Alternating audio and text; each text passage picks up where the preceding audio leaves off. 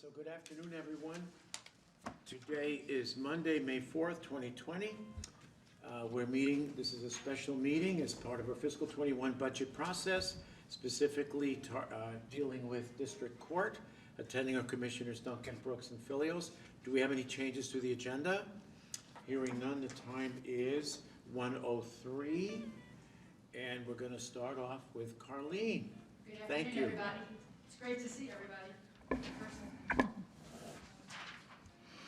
So thank you for the opportunity to present our budget request this year. We are asking for additional personnel to join our staff. So in the general pay plan personnel budget request forms, I'm asking for 2 new bailiffs, which we need to work with the 2 new magistrate judges that will be starting sometime in the fall. The bailiffs will also assist the new district judge that will be residing in Behringer County, but will also be spending some time here doing probably mostly felony cases. So that's our first request. In addition to doing the work with the new judges, they'll be doing duties that the other bailiffs do now. The time has come where we're just so overwhelmed. We got people that are visiting the courthouse and the litigants, and then transports from the jail, that this is a position that we really, really need. And that's why we requested 2 bailiffs. Okay. The next position we're requesting is the deputy TCA. Right now, my office consists of myself and Jamie Robb, who's the administrative assistant and the backup for the problem-solving courts. I know it's no surprise that our county has grown by leaps and bounds, and unfortunately, Jamie has been tasked with doing 2 separate jobs. If I compare us to Ada County, they have a trial court administrator, a deputy court administrator, and then an administrative assistant and then other staff. Okay. What's happening here is Jamie's performing jobs that the administrative assistant would perform, but then she's also tasked with doing jobs that another person should be doing. And quite frankly, there's just not enough hours in the day. I totally appreciate her efforts, it's been great, but when I'm not here, she's doing primarily what I'd be doing, and her job as well. She's also become our IT person, and she also has become a trainer for our senior judges who visit the courthouse. Whatever they need, she's been tasked with that. So it's very overwhelming again, and it's a position that should have been filled quite some time ago. And we tried to make it work, but as time goes on and as we get new judges and more litigants and everything keeps exploding, we really need another person. Okay, and that's quantity 1, right? Correct. Okay. So, Karlene, to come up with the amount, is there a job description? Yes, I submitted the job description with paperwork when I submitted it into The auditor? the auditor, yeah. Okay. That may not have been included in the packet, but I'd be happy to send it to you. Okay. And I can send it to you That's as well. fine. Okay. Keep going. Okay. The next position that I'm requesting is an administrative assistant position. And it's a part-time position, and this person would work with Family Court Services, which consists of the Court Assistance Officer, the Domestic Violence Coordinator, the Guardianship Conservatorship Coordinator, and the Family Court Services Manager. I think this person would be primarily working with Jay Sturgill, the Court Assistance Officer.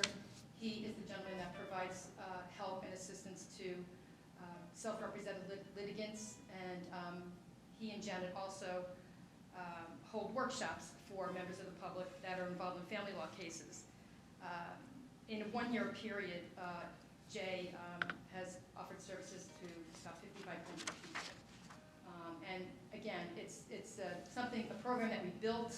It's very popular, and the amount of phone calls that come in have become very unmanageable, and it's causing people to have to wait for Jay to get back to them. A lot of the phone calls are questions about family law cases and child support calculations and things of that nature. So if we could have a part-time person who is just dedicated to Kootenai County, who could help answer the phone calls, direct people to services that they could utilize, it would be really helpful.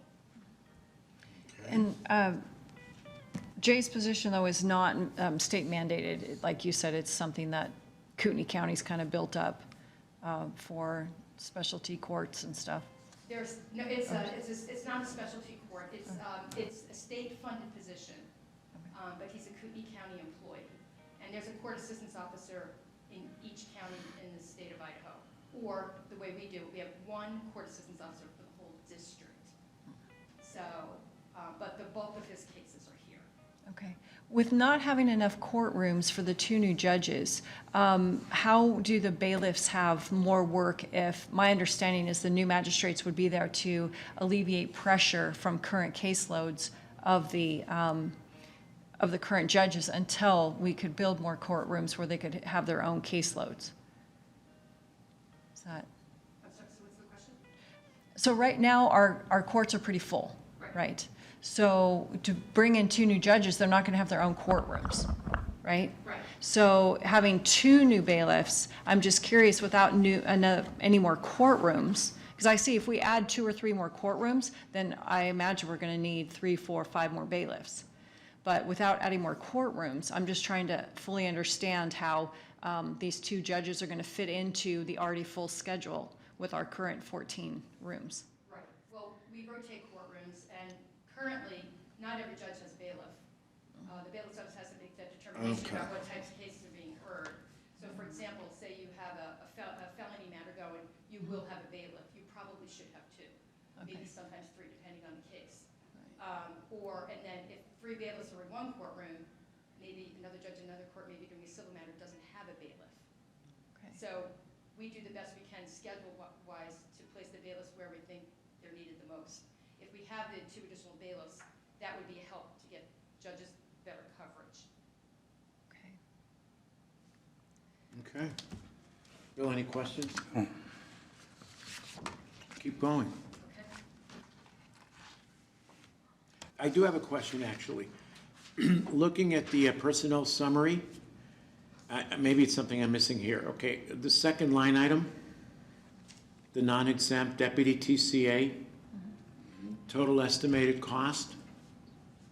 Are you with me? Yes, Oh, yeah, okay, 101,603. right. That's loaded. That's why I wanted to see the job description. Yeah, isn't that high?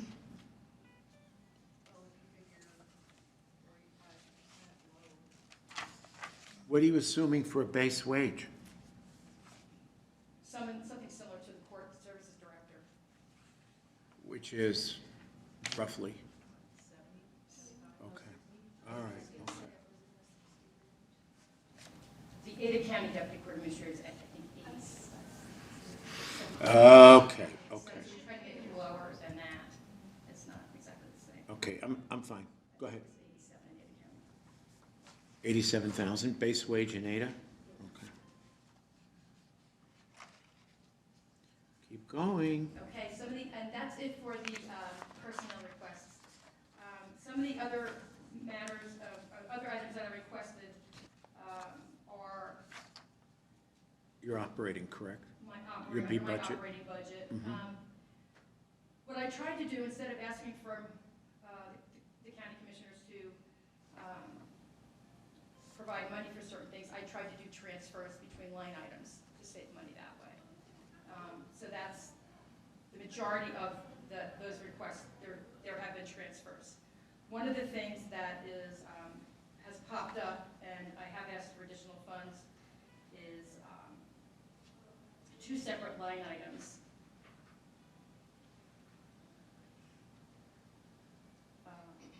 Under 8123 investigators. Right now, the budget's set for $1,000, and as you can see, I'm way over budget on that. And the other one was 8251 witness payments, and I'm also over budget on that quite a bit. What is happening is, under statute, when a defendant has an attorney appointed, at a certain point, the attorney can petition the court to help pay for investigators and witnesses and evaluations and things like that. And lately, the bills have been pretty astronomical. There are more indigent people coming in. We just had a case where there's a private attorney that was hired by the family, but they don't have any funds for the investigation of this case. And it's probably going to be about $8,000–9,000. Okay. And that was never the case. We never had that. The problem I have is I didn't budget for that because it was never really a problem. But I'm not, and the conflict public defenders don't have a budget either to cover those types of costs. So if these costs are going to keep coming into me, I'm going to need additional funds. We're talking about investigations in particular. Yes. Okay.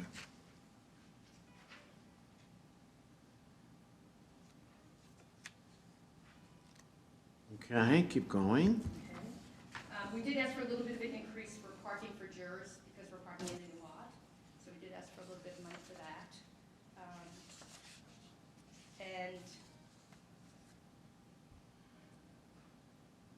I did ask for an increase in our ammunition budget because when we do hire the 2 new bailiffs, we're going to need more money for uniforms, weapons. They have to be certified using a taser. We'll have to purchase the tasers and ammunition. Okay. And I think that's all I've asked for. Okay, so I don't recognize the line items by number, so if you just help us out here a minute. Sure. The first line item, Karlene, 45.8.001.3, what is that exactly? Maybe I can help. Yeah, go ahead, Dena. Those are, that's the actual work sets in total. So that's the total B budget for the operations budget for the court. And then down below, the other work sets are the mental health court, the drug court, the DUI court, and then the device fund. Okay. So the main funding needed is for the ops budget. So that's just a total top line increase across the board B budget. And that includes the items that that you just went over, Karlene, is that Correct. correct? The investigations, the parking, the ammunition? Correct. Okay, got it. And the mental health drug court, the drug court, and the DUI court are not asking for any additional funds. And Okay. Interlock is self-funding, so it's the same. Karlene, with the part-time admin and with the TCA, where are they going to live? Well, if there isn't a place for them in-house somewhere, we're going to be working remotely from home and coming in for meetings like we are now. Okay. I've asked the state to provide us 2 to 3 years of rent, and I still don't have an answer back yet. Okay. I'm hopeful that they would provide us with that. Okay.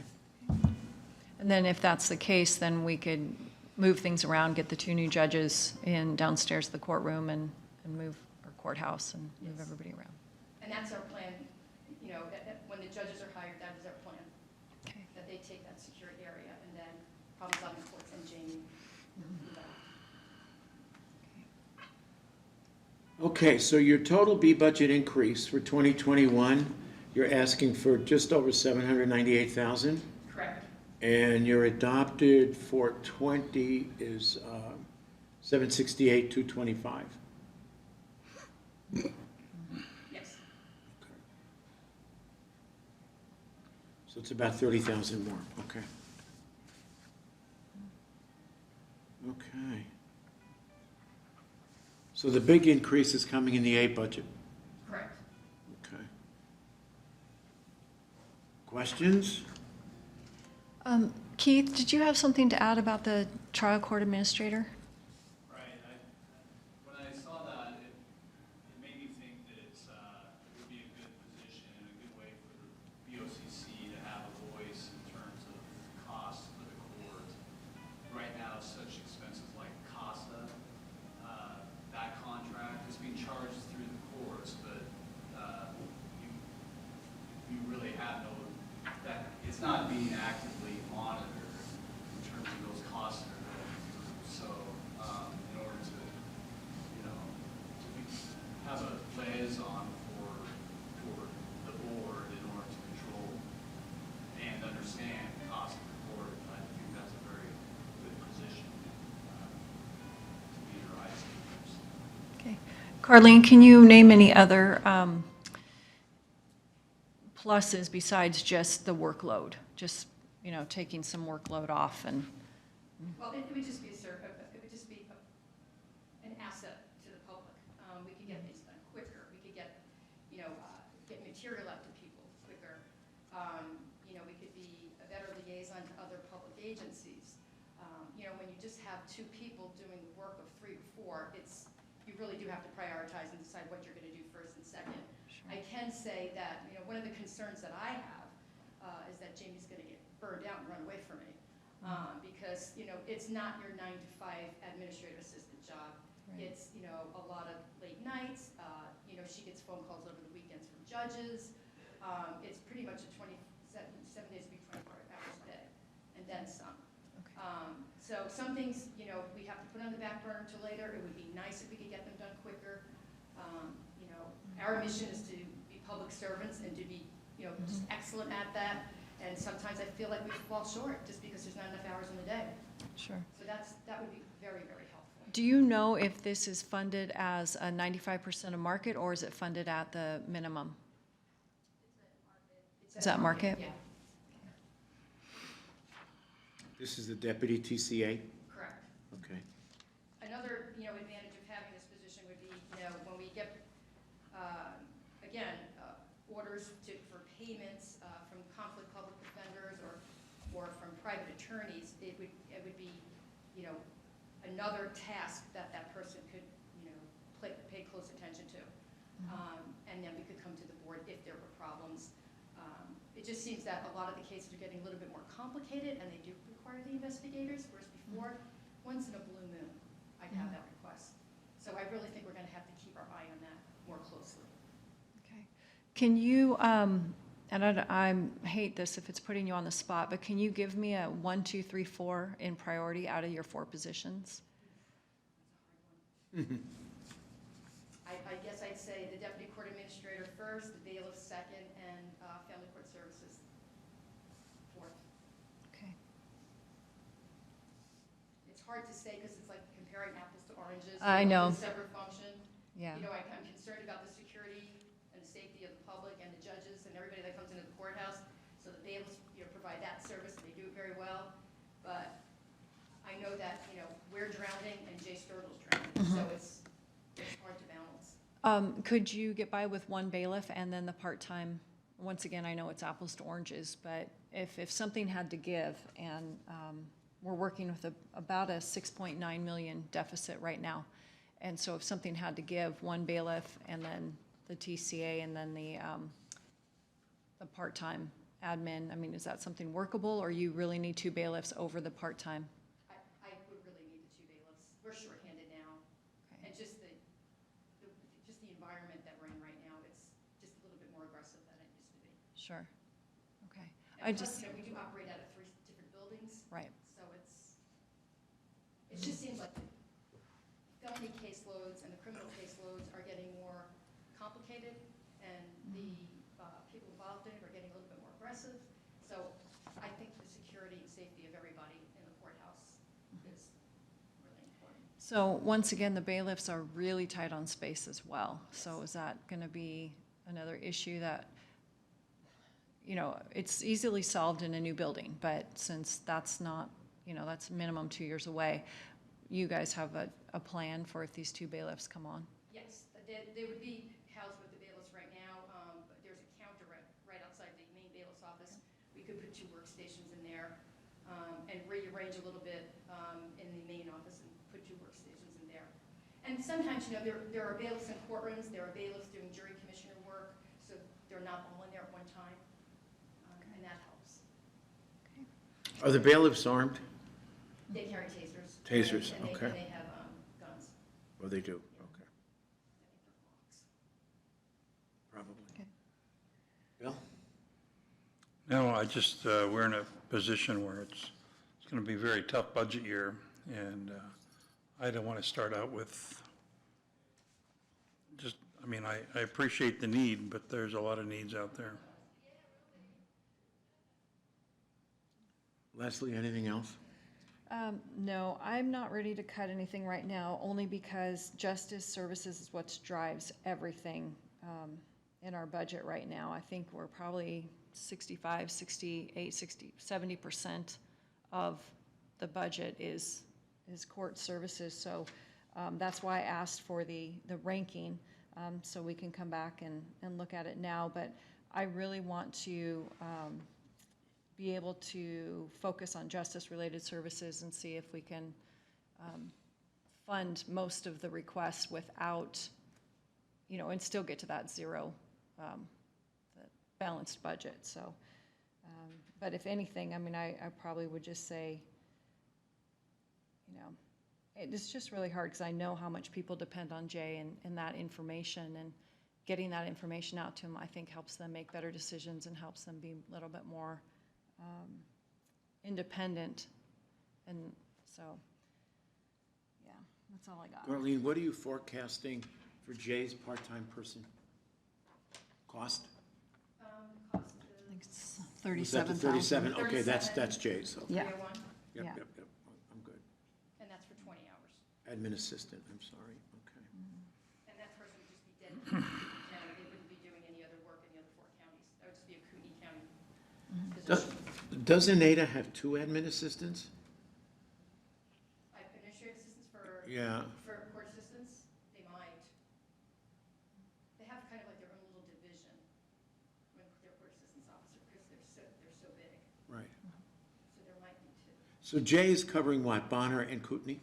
Bonner, Kootenai, Bonner's Ferry, Wallace. You mean Boundary? and St. Mary's, Boundary County, Okay. And Benoit, and Benoit, and Shoshone. 5, And 5 Bonner. northern So- counties. 5 north. Okay. Fair enough. Yeah, I'm not prepared to cut anything at this point either. I think we really need to get a bigger picture with everything before we decide to do anything at this point. Anything else? None? Dena? Nothing? Dena, I think. Yeah, Dena, I please. just had a quick question for Karlene. Given that the state isn't going to open up a lot of the courts until the fall, do you foresee just a huge deluge? Because in a normal time, you're pretty buried. What do you anticipate as far as caseload when things start opening up? Are you going to need different attempts, or what do you anticipate? Do you have some kind of like a backup plan or priority kind of thing? We do. Right now, most of the hearings are being done remotely. There are certain matters that people are coming to court, litigants are coming to court, we're making arrangements to do social distancing, all that. So that's working fairly well. I think the biggest bottleneck is going to be in August when criminal jury trials start, and then in October when civil jury trials start.